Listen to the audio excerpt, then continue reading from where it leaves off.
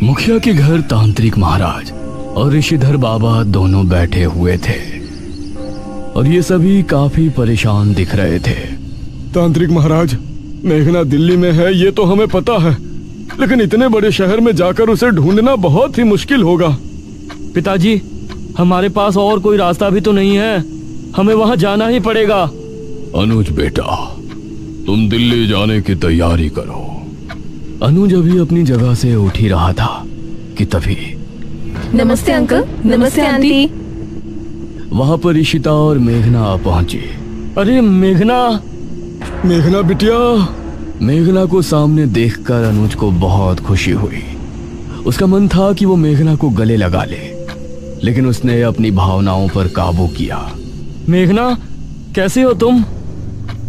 आप सब यहाँ ठीक तो हैं? ये लड़की, ये मेघना है। इसी की वजह से हम लोगों को निशिर मोलो से छुटकारा मिला है। मतलब पूर्व जन्म की राजकुमारी मेघालय। जी ऋषिधर बाबा। तांत्रिक महाराज, ये तो आप ही के जैसे हैं। ये मेरे जुड़वा भाई है ऋषिधर बाबा। जनकपुरी की सभी क्रियाकलाप यही संभालते हैं। अंकल, आप सब लोग मुझे यहाँ देखकर हैरान तो जरूर होंगे, लेकिन मुझे बहुत ही भयानक सपने आ रहे हैं और न्यूज में देखा कि जनकपुरी में मौतें हो रही हैं। तो मुझे लगा कि मुझे एक बार यहाँ आकर आपसे बात करनी चाहिए। कहीं मेरे सपनों का इन हादसों से कोई कनेक्शन तो नहीं है? बेटी, जनकपुरी में हो रही मौत का कारण भी तुम्हारे अतीत से जुड़ा है। क्या मतलब अंकल? दमयंती वापस आ गई है मेघना। ये सुनकर इशिता और मेघना हैरान रह गए। लेकिन वो कैसे वापस आ सकती है? वो तो गुफा में कैद है ना? मेघना, जिस गुफा से हमने महाराज का ताबूत निकाला था, इत्तेफाक से दमयंती का ताबूत भी वहीं रखा हुआ था। तुम्हारे कदम उस गुफा में पड़े तो दमयंती जाग उठी। ये सुनकर मेघना अपने कदम पीछे लेते हुए सोफे पर ऐसे बैठ गई जैसे उसे बहुत बड़ा झटका लगा हो। पिछली बार जब यहाँ आई थी तो मेरे आते ही निशिर मोलो जाग गए थे। उनको खत्म करके वापस गई तो गुफा में कदम रखने की वजह से दमयंती जाग गई। मुझे तो लगता है आप लोगों के लिए मैं ही मनहूस हूँ। अरे नहीं बेटी, ऐसा मत बोलो। बेटी, तुम्हारी इसमें कोई गलती नहीं है। तुम तो भलाई करने गई थी। यह तो बस एक संयोग है कि महाराज और दमयंती की लाश एक ही गुफा में थी। उसके लिए खुद को दोष मत दो। अंकल, अब हम उस दमयंती को कैसे रोकेंगे? दमयंती ने उठते ही सबसे पहले तुम्हारे बारे में ही सोचा होगा, क्योंकि तुम ही ने उसकी क्रिया भंग करके उसे ताबूत में कैद किया था। अब वो तुमसे बदला लेने की ही सोच रही होगी। वही तो हम जानना चाहते हैं तांत्रिक महाराज। अब हम उसका मुकाबला कैसे करेंगे? ये सवाल बहुत मुश्किल है अनुज बेटा। पिछली बार जिस तरह राजकुमारी मेघालय यानी मेघना ने उसे कैद किया था, उस विधि को वो अब पहले ही जानती है। हमें उसे खत्म करने के लिए कोई नया रास्ता निकालना होगा, लेकिन कैसे करेंगे? वह बहुत शक्तिशाली हो चुकी है। इस तरफ दमयंती गुफा के अंदर बैठी हुई थी। सही कहा, इस बार मैं ऐसा बदला लूंगी जिसे देखकर काल भी घबरा जाए।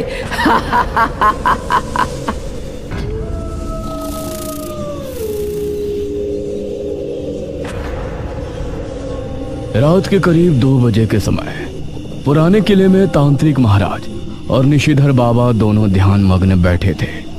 दोनों योग मुद्रा में थे और उनकी आंखें बंद थीं।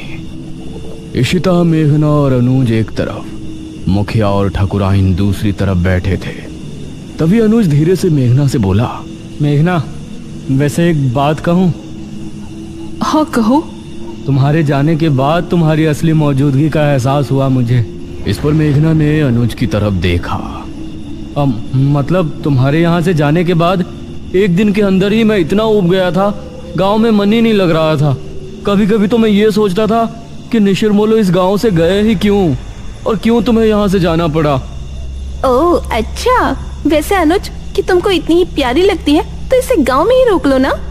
इशिता, तुमको दिख नहीं रहा यहाँ क्या सिचुएशन चल रही है? तुम दोनों प्लीज चुप हो जाओ।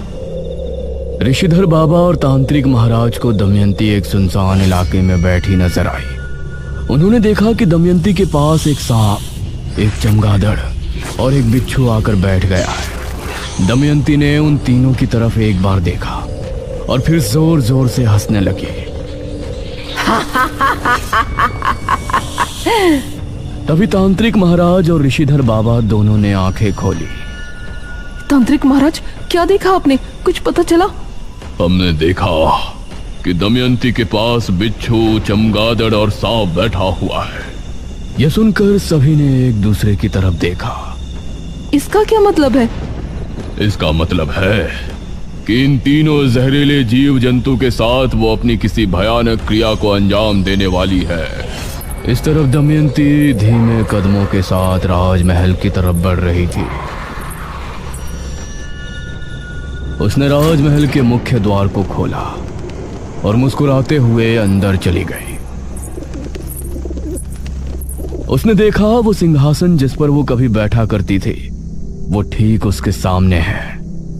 आखिर हम हमारे राजमहल में वापस आ ही गए।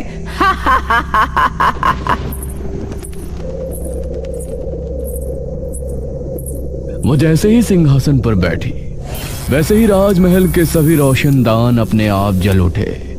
देखते ही देखते पूरा राजमहल दीपों से जगमगा उठा। तभी अचानक गलियारे से उसे एक आवाज सुनाई दी।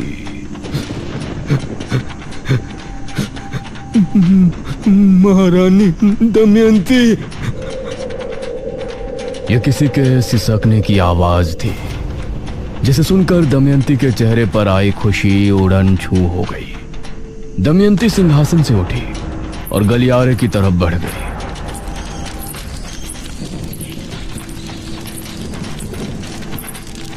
जैसे जैसे वो आगे बढ़ रही थी, वैसे वैसे ही वो आवाज भी करीब आती जा रही थी। महारानी दमयंती। एक बड़े से दरवाजे के सामने जाकर वो रुक गई और दरवाजे को गौर से देखने लगी। कौन है वहां? वो दरवाजा खुल गया और दमयंती को सामने वही लबादे वाला शख्स नजर आया।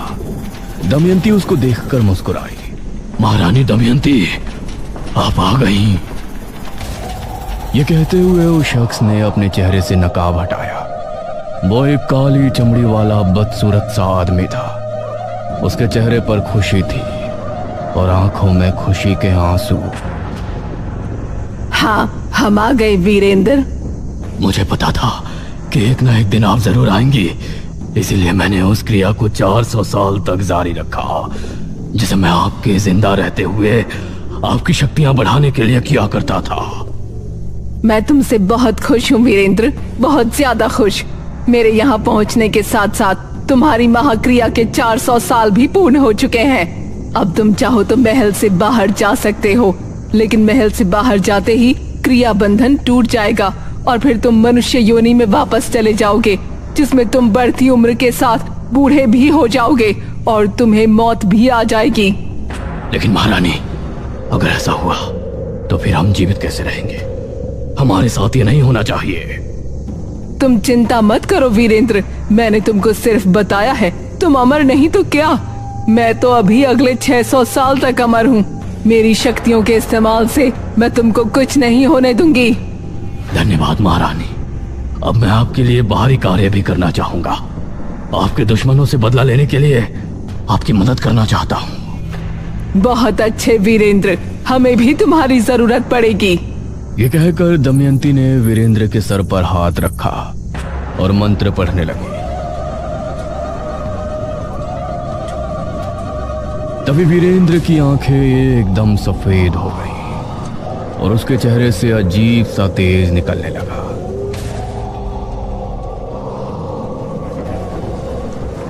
कुछ देर बाद किसी ने किले के दरवाजे पर दस्तक दी।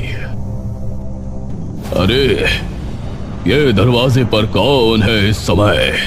अनुज और मुखिया ने उठकर दरवाजा खोला तो सामने एक आदमी खड़ा था। मुखिया जी, जल्दी चलिए, मेरी पत्नी को ना जाने क्या हो गया है। वो अजीब हरकतें कर रही है, कभी चिल्ला रही है, कभी हंस रही है तो कभी रो रही है। उसने मुझ पर हमला भी किया है और अब जंगल में भाग गई है। हे भगवान, अब ये क्या नई मुसीबत है। ठीक है, हम अभी चलते हैं।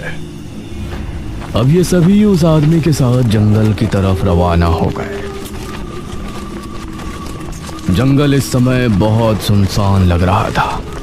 वो आदमी आगे आगे चल रहा था और ये सभी उसके पीछे थे। वो आदमी अब कुछ बोल भी नहीं रहा था। अरे ओ भाई, कहाँ ले जा रहे हो तुम हमें? चलते चलते इतनी देर हो गई है। हाँ बेटा, तुम्हारी बीवी भी कहीं नजर नहीं आ रही है।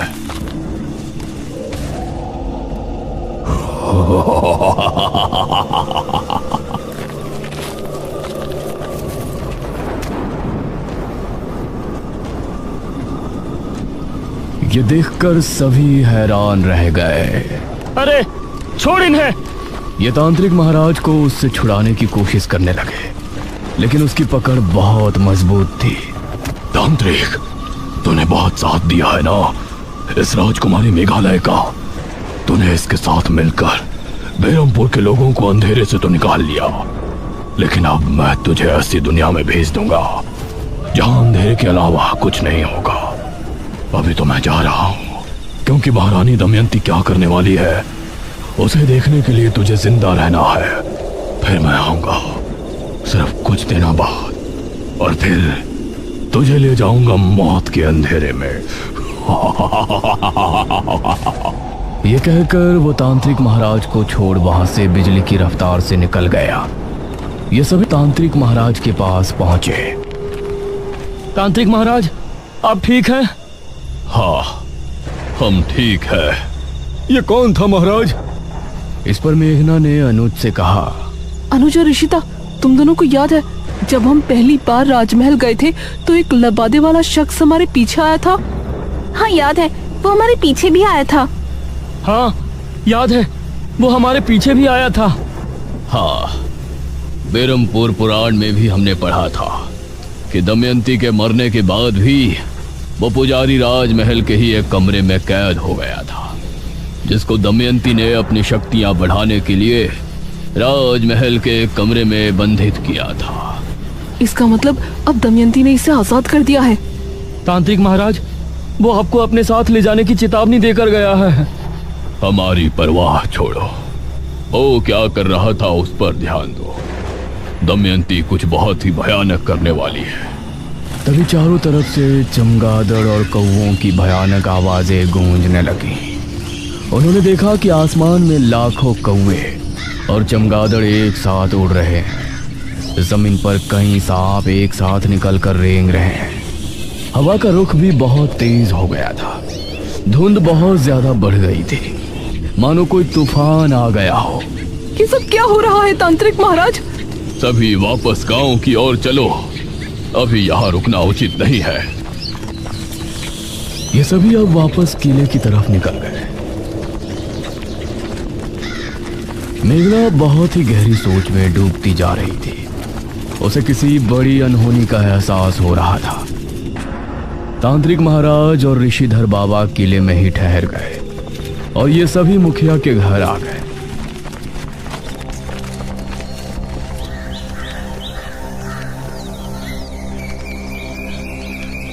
अगली सुबह जब ये सभी नाश्ता कर रहे थे तो अनुज ने न्यूज ऑन कर रखी थी।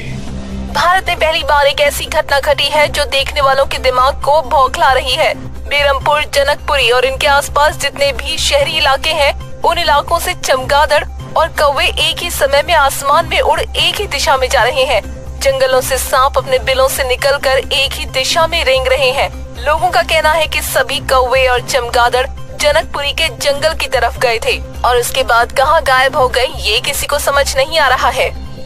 ये सुनकर सभी हैरान रह गए। हे भगवान, मतलब वो सभी सांप, कौवे और चमगादड़ जनकपुरी गए हैं। ये बात हमें जल्द ही तांत्रिक महाराज को बतानी चाहिए।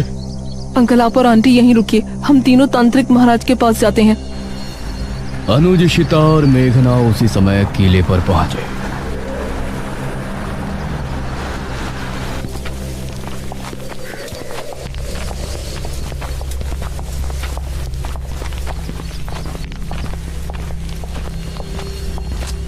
और उन्होंने तांत्रिक महाराज और ऋषिधर बाबा को न्यूज के बारे में बताया। जनकपुरी के जंगल में कहीं ये सभी उसी गुफा में तो नहीं गए जहां पर दमयंती और महाराज का ताबूत रखा था? मुझे भी यही लगता है तांत्रिक महाराज। उस दमयंती ने अपने जादू के असर से उन सभी जीवों को गुफा में बुलाया है। हमें जनकपुरी जाकर देखना चाहिए। हाँ पुत्री, तुम सही कहती हो। हम सभी अभी जनकपुरी के लिए निकलते हैं। अब ये पांचों एक साथ जनकपुरी की तरफ निकल गए।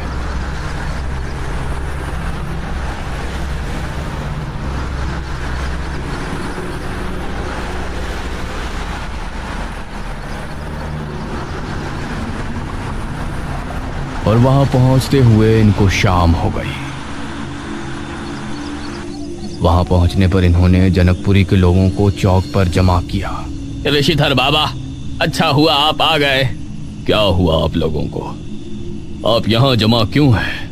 ऋषिधर बाबा, कल रात हमने करोड़ों चमगादड़ और कौओं को उसी गुफा की तरफ जाते हुए देखा है जहां से तांत्रिक महाराज विश्वजीत का ताबूत लेकर गए थे। हम उस गुफा में जाने के लिए ही यहाँ आए। आप लोग यहीं रुककर हमारे वापस आने तक का इंतजार करें। गांव के लोगों से बात करके ये पांचों अब गुफा की तरफ रवाना हो गए। महारानी, वो सभी गुफा की तरफ ही आ रहे हैं, आपको मारने के इरादे से। मुझे मारने के इरादे से? कुछ देर चलने के बाद ये सभी गुफा पर पहुंचे।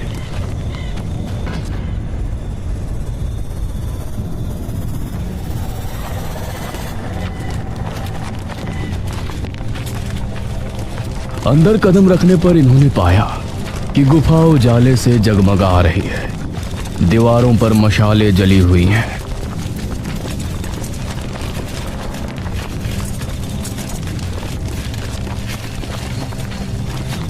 इन्होंने देखा कि दमयंती जमीन पर अग्निकुंड के सामने बैठी है और उसके चारों तरफ कौवे, चमगादड़ और सांप और बिच्छू जमा है। दमयंती ने इनको देखा तो ऊंचे स्वर में बोली, आओ राजकुमारी मेघालय, मुझे मारने आई हो ना? आगे बढ़ो। कोई आगे मत बढ़ना, ये बहुत जहरीले सांप और बिच्छू है। डरो नहीं राजकुमारी मेघालय, तुमको मैं इतनी आसान मृत्यु नहीं देने वाली। अभी तो तुमको बहुत बड़ा इम्तिहान देना है। 400 साल पहले तुमने पूरे राज्य को अपने उस मृत्युंजय अमृत के जरिए एक महामारी से बचाया था ना? अब देखना, अब पूरा भारतवर्ष महामारी में डूब जाएगा।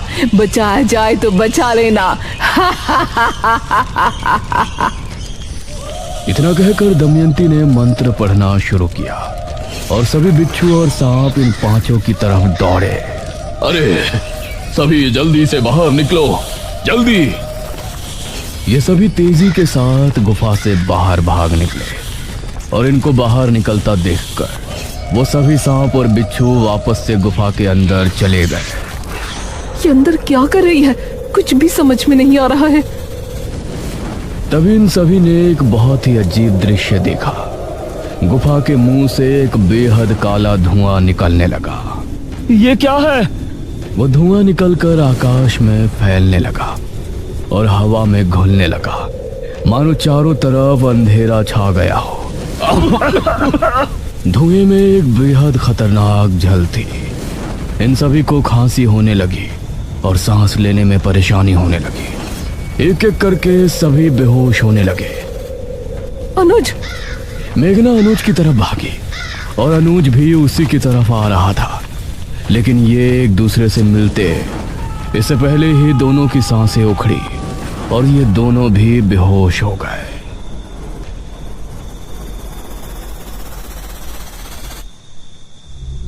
मेघना को अपने मुंह में कुछ मीठा सा लिक्विड जाता हुआ महसूस हुआ और उसने आंखें खोली।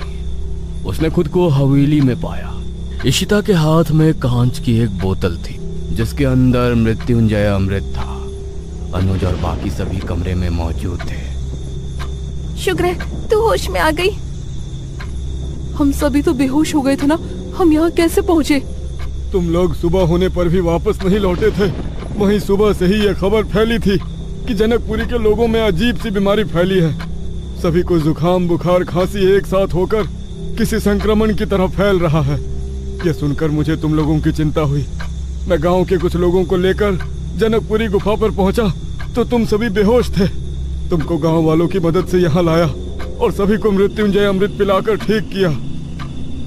मतलब जो धुआं गुफा से निकला था, कल रात से अभी तक उस धुएं ने इतना असर दिखा दिया कि उससे संक्रमण फैलने लगा। हाँ बेटी, लेकिन जनकपुरी के लोगों तक मृत्युंजय अमृत पहुंचा दिया गया है। उम्मीद है कि अब सभी ठीक हो जाएंगे। अंकल, ये इतनी छोटी बात नहीं है, मुझे कुछ ठीक नहीं लग रहा। अरे अब क्यों टेंशन ले रही है? सब ठीक तो हो गया ना? मुझे नहीं लगता कि उस दमयंती ने इतनी बड़ी क्रिया सिर्फ थोड़ा सा संक्रमण फैलाने के लिए की है। उसने कहा था कि पूरा भारत महामारी में डूब जाएगा। हमें न्यूज़ देखनी चाहिए।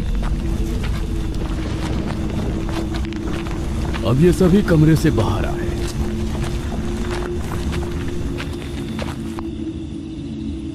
और फिर अनुज ने टीवी ऑन किया।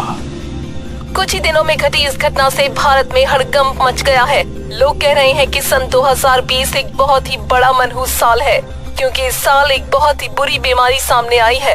खांसी जुकाम के मामले इतने बढ़ते जा रहे हैं जिनकी कोई गिनती नहीं है। डॉक्टर्स का कहना है कि पहली बार खांसी, जुकाम और बुखार जैसी बीमारी किसी के करीब जाने से फैल रही है और इसका कारण पता लगाना नामुमकिन रहा है। ये खबर सुनकर मेघना और ज्यादा परेशान हो गई। मेघना, मुझे कुछ समझ आ रहा है यार। क्या समझ आ रहा है तुझे? सांप, बिच्छू, चमगादड़, इन तीनों जीव में बहुत ज्यादा मात्रा में जहर होता है। दमयंती ने अपने काले जादू की क्रिया में इनका इस्तेमाल किया है। इसीलिए जो धुआं गुफा से बाहर निकला था उसमें इन तीनों के जहर का असर होने की वजह से ये एक वायरस बनकर फैल गया है, जिसकी वजह से लोग बीमार हो रहे हैं। हे भगवान, अगर ये ज्यादा फैल गया तो पूरे इंडिया के लोगों को कहाँ तक मृत्युंजय अमृत पिलाएंगे? अब मुझे समझ आ रहा है कि उसने मुझे वो चुनौती क्यों दी थी। अब क्या होगा तांत्रिक महाराज? इस विपदा का हल तो हमारे भी समझ नहीं आ रहा। वैसे मेघना, मुझे नहीं लगता कि ये बीमारी ज्यादा दिन तक चलने वाली है।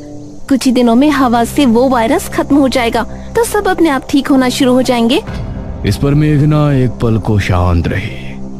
उम्मीद तो ऐसी ही है।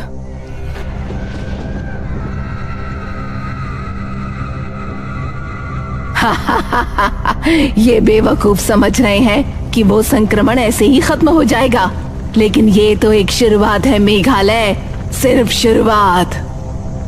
मेघना इसी आशा में थी कि वायरस खत्म हो जाएगा और लोग बीमार पड़ना बंद हो जाएंगे, लेकिन दिन पर दिन लोगों की तबीयत बिगड़ती जा रही थी। जनवरी से फरवरी का महीना ऐसे ही निकल गया था और अब मार्च का महीना भी आधा निकल गया था। रात के समय ये सभी मुखिया के घर पर इकट्ठे थे। उम्मीद है आज कुछ अच्छी खबर सुनने को मिले। अनुज ने टीवी ऑन किया और सभी न्यूज देखने लगे।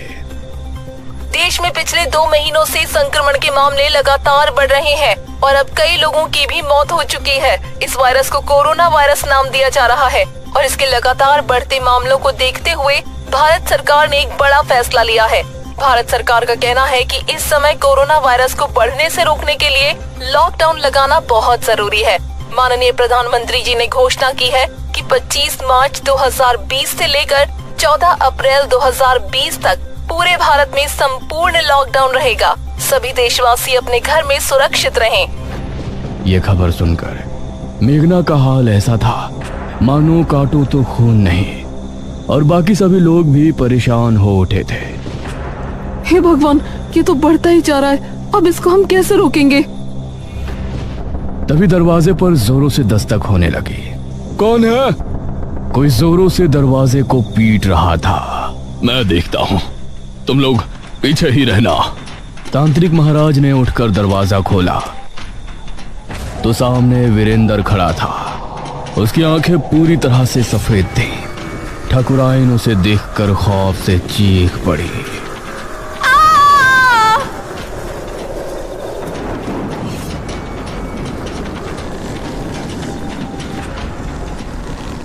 और उनको घसीट कर ले जाने लगा। तांत्रिक महाराज! ये सभी बाहर की तरफ भागे, लेकिन तभी दरवाजा अपने आप बंद हो गया।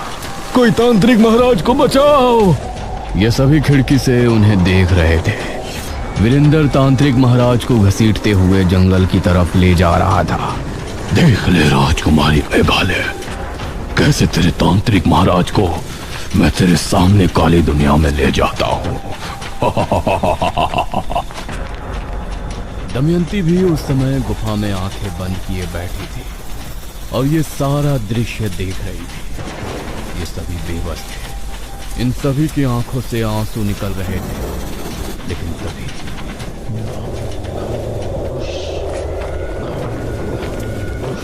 ये सभी इस आवाज को सुनकर हैरान रह गए। वीरेंद्र के चेहरे से भी हंसी गायब हो गई। उसने देखा कि सामने से निशिर मोलो उसी की तरफ आ रहे हैं। उन्हें आता देख उसने तांत्रिक महाराज को छोड़ दिया। निशिर मोलो उसके करीब आकर रुक गए। उनकी आंखें लाल लाल चमक उठी। वीरेंद्र की आंखों में खौफ उतर आया। तभी ताबूत खुल गया। उसके अंदर से सुनहरी रोशनी निकली और वीरेंद्र को ताबूत के अंदर खींच ले गई। निशिर मोलो वीरेंद्र को लेकर चले।